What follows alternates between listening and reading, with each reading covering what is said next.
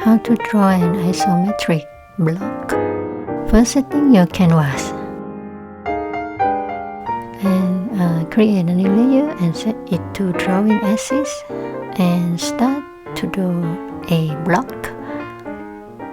It's going to be very long rectangle.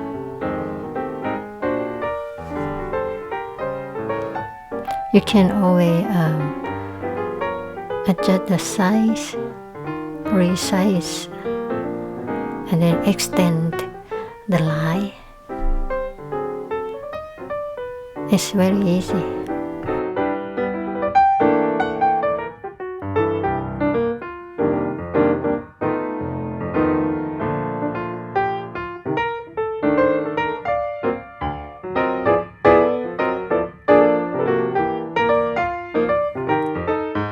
It's done.